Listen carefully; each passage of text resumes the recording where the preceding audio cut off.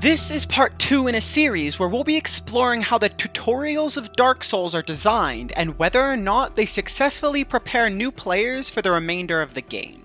Last time, we discussed the Undead Asylum and found it to be a successful and overall enjoyable tutorial. However, this week, we'll be discussing Dark Souls 2 and the Things Betwixt. There are a few notable differences between both tutorials. Namely, in this game, it's fully optional. Technically, to finish the tutorial, all you have to do is run straight for the Firekeeper's hut, and then run straight out to Majula. You encounter no enemies, no traps, and there's nothing to learn on this path. It's short and quick, and this is great for veteran players, but the lack of guidance and structure really hurts the new player experience. To put it in perspective, if the Undead Asylum was designed this way, the Asylum Demon fight wouldn't exist, so that the player could immediately run through the main lobby to the boss room and leave for Firelink Shrine before doing anything else. But it's not necessarily a bad thing that the tutorial area is optional, and there are some benefits to this even for new players. But once again, I'm getting ahead of myself because there's a few things to iron out before we begin. First, since the actual tutorial areas of the Things Betwixt are far less linear and structured than the Undead Asylum, rather than doing a step-by-step breakdown of the entire area, we'll instead be picking apart specific aspects and parts of the tutorial in order to be more concise. Since several of the areas are fairly superfluous and don't really have much going on, rather focus on other aspects in depth, as there are some really fascinating and interesting decisions that the developers made for this area. So I'd rather focus on those areas in particular, rather than areas which are fairly redundant. There are several side effects of having an optional tutorial. As we mentioned earlier, it means that the area is far less structured than the Undead Asylum or even the Cemetery of Ash. This makes it much more difficult to ensure that the player will take a certain course of action or that a specific order of events will occur. A surprising effect of this is that there is no boss in this area at all. This makes sense, as making one of the side tunnels lead to an optional boss fight would feel forced and unnecessary. It does mean that the area lacks a certain panache though. While the first and third tutorials slowly build difficulty until the player finally faces a boss at the end of the area, the second zone just ends. Once players are finished exploring the side tunnels, they just leave for Majula. It's not necessarily harmful per se, but it does result in this tutorial having a very different feeling than the other ones, resulting in the Things Betwixt feeling a bit flat. But enough about that for now. Let's start out with a short area overview, and then I'll discuss a few things I think are the main contributors to this area feeling so lackluster. After the player exits the first bonfire room, they come across this long path with several fog doors on either side. Behind these doors are tombstones with control tutorials, and several pods of enemies to practice on, as well as a few hidden items. There are a few instances where these areas teach concepts such as how to traverse the environment or how to use height to get an advantage on an enemy. However, these situations are set up to explicitly show players how to use certain movement options or attacks, such as using a plunging attack on this enemy. The problem with this sort of lesson is that it's explicitly stating a use of an attack to the player rather than letting them naturally form their own conclusions from their own experiences. The Asylum Demon plunging attack was so effective because it shows just how much more damage a plunging attack does compared to a normal attack. However, basically every weapon deals enough damage to one-shot these guys, so the fact that a plunging attack one-shots them isn't very impressive and makes it so that players don't really get to understand the full capabilities of plunging attacks. Rather than teaching that height equals combat advantage, the player is taught that plunging attacks are situationally useful for instant kills against certain enemies. If the player hesitates against the Asylum Demon and doesn't press their advantage, he'll jump up and knock them down, damaging them heavily. However, if a player doesn't press their advantage against this undead, he'll just wait there. It's a small difference, but it completely changes the message.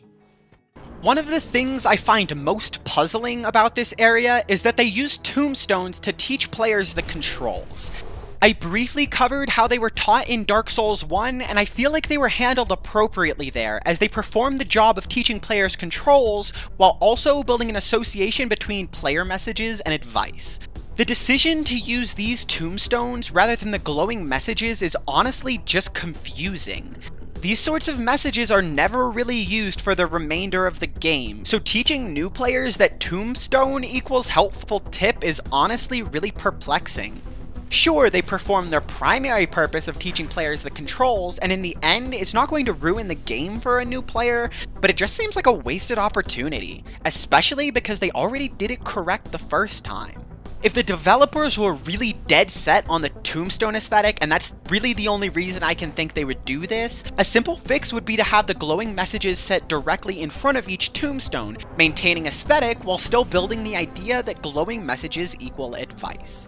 It's most likely that the developers assume that players would either have that pre-existing association already, or that they would develop it on their own quickly. This is a really big assumption though, and the idea that these associations already exist is a symptom of a larger problem present in both Dark Souls 2 and 3, that players will already understand all the underlying game concepts. That people already know that the glowing messages can either trick or help you, so it's unnecessary to develop those connotations early. The problem with this is that it assumes that the players will have at least some modicum of knowledge about Dark Souls in general. While Dark Souls 1 sold quite well in its first years, I think it's unhelpful to leave those players new to the series in the dust just because they didn't play a previous game. However, this entire argument forgets one important aspect of the tutorial. It's optional. There isn't really a ton of great loot in either of the side tunnels, so most experienced players will end up running directly to Majula and only dip into one of the tunnels to grab a specific item or two. The people who are dutifully exploring each side tunnel are the ones who are most likely to actually need these lessons about the game world and to learn how things work.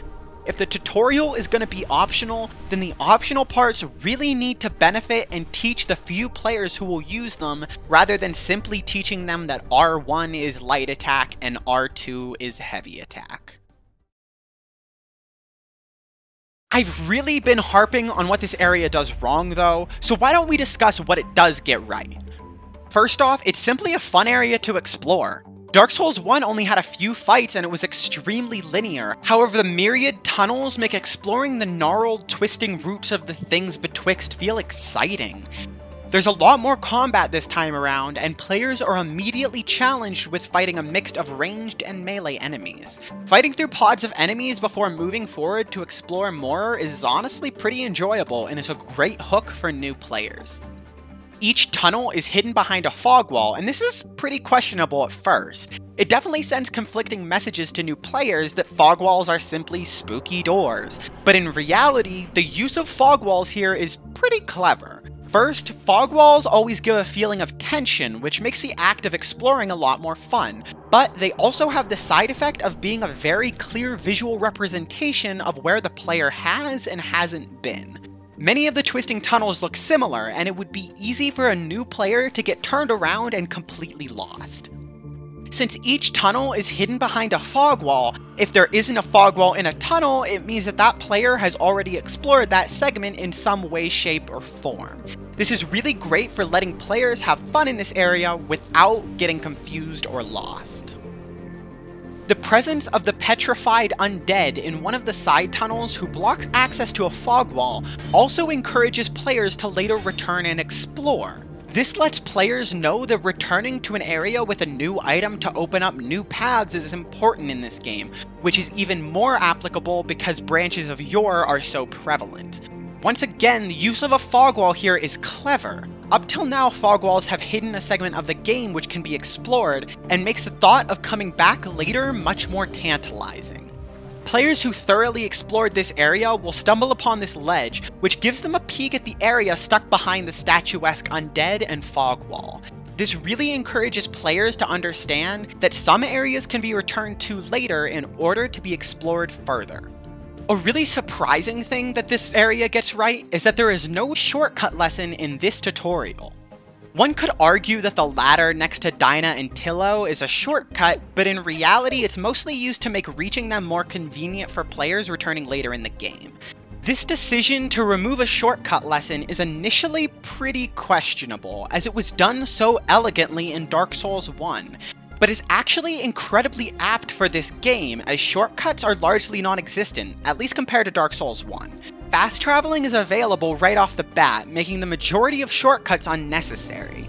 The elevator in the Undead Parish cuts off several minutes from the trip between the parish itself and Firelink Shrine, but there doesn't need to be a shortcut between Majula and Harvest Valley, for example, because every bonfire in the game is that shortcut. This has a lot of effects on how the game feels and plays, and there's a lot to be said there, but for the purpose of this video, all it means for us is that having a shortcut present in the tutorial would ultimately be unnecessary, and the lack of one is an overall good decision. I guess my point is that less is more in some cases, and in this case, removing something really benefits the tutorial and fits the game. Another really well executed lesson is centered around the Cyclops located on a hidden path preceding the Firekeeper's hut. The lesson is admittedly well executed, but the message it sends doesn't really fit this game. Let me explain. Players will initially see an item off to the side of this wooden bridge and begin searching for a way to retrieve it. They will find a path hidden behind some leaves covered in massive footprints. These footprints make encountering the Cyclops itself much more intimidating when they reach the top of the path. They can take the item from behind him, but attempting to kill him will be pretty difficult as the player deals very little damage. It's not as bad as the Asylum Demon, but it's still pretty significant. Each of the Cyclops attacks will deal a massive amount of damage to the player or kill them outright, so all that can be done is to swipe the item and then try to escape over the waterfall. This is a really effective way to convey that certain areas just aren't supposed to be accessed early. Having a very difficult enemy present immediately in the very first section of the tutorial, and possibly as the first enemy players face in this game, really drives this concept home. The fact that the path is obscured leaves no doubt in the player's mind that they aren't supposed to be here yet, even though they can access the area. This lesson is one that I feel the Undead Asylum could have really benefited from, as the first Dark Souls game is very open, and many late game bosses can be fought extremely early. However, Dark Souls 2 isn't really that kind of game. It's notoriously linear compared to Dark Souls 1, and the only area I can think of that you can access significantly earlier than you're supposed to is the Sinner's Rise and the fight with the Lost Sinner. So while this lesson is executed really well, it's kind of pointless, as it's one of the few times in the game the player is exposed to an enemy who is leagues stronger than they are at that point.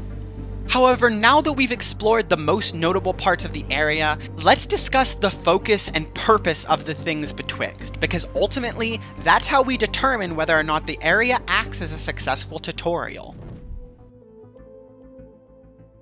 While the first Dark Souls tutorial focused on teaching game philosophies and world design, and as we'll cover next time, Dark Souls 3's tutorial focuses on combat, the Things Betwixt is very obviously focused on controls.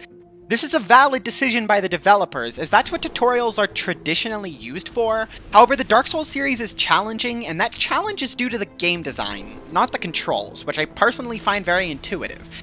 Combat and level navigation, on the other hand, are far less intuitive, especially for new players. In my opinion, focusing on these things instead is far more effective for this kind of game, and makes the new player experience much more enjoyable. In Dark Souls 1, world exploration is one of the more difficult and confusing parts of the game for new players. Therefore, having a tutorial which teaches some rules about the world and game as a whole makes sense. Conversely, the main challenge of Dark Souls 3 is definitely combat, especially against non-boss enemies, as they are far more difficult compared to the other two games. Therefore, it makes sense that Dark Souls 3's tutorial would center around combat, as we'll later discuss. I would argue that one of the most difficult things for new players in Dark Souls 2 is traversing the environment, as almost every single area has a gimmick or difficult hazard to overcome. It's something I think most veteran players overlook, but for new players, the poisonous trenches of Harvest Valley, the lava pools of the Iron Keep, and the clutching darkness of the gutter can all be very challenging and frustrating to traverse. It would make much more sense to me if the game prepared players for these types of challenges in some way, and what better place to teach them than in the tutorial. One could argue that the cliffs on the side of some of the more narrow paths teach this, but that connection feels very weak, as all you need to traverse the cliffs is basic spatial awareness. You could argue that it doesn't matter that the tutorial only teaches controls, and that new players will either learn the hard way or pick things up over the course of the game. Dark Souls is supposed to be hard after all, so if new players don't get something, then they deserve to have a harder time.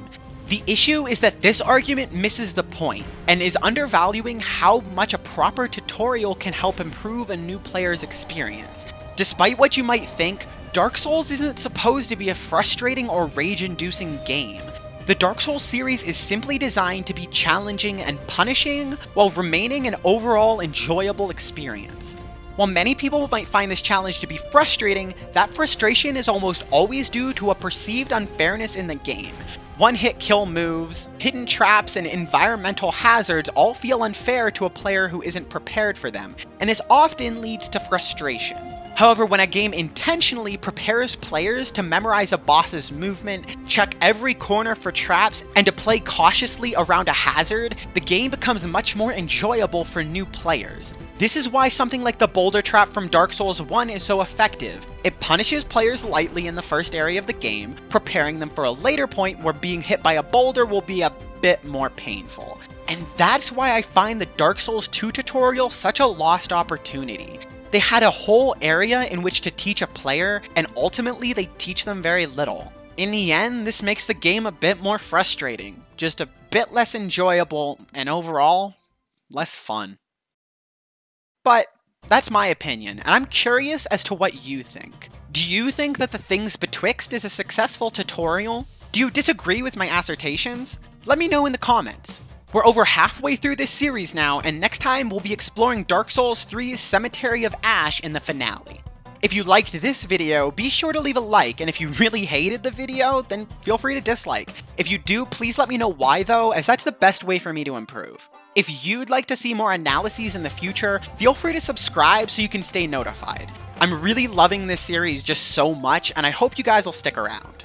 Either way, thank you for your continued support, and I'll see you in the next one.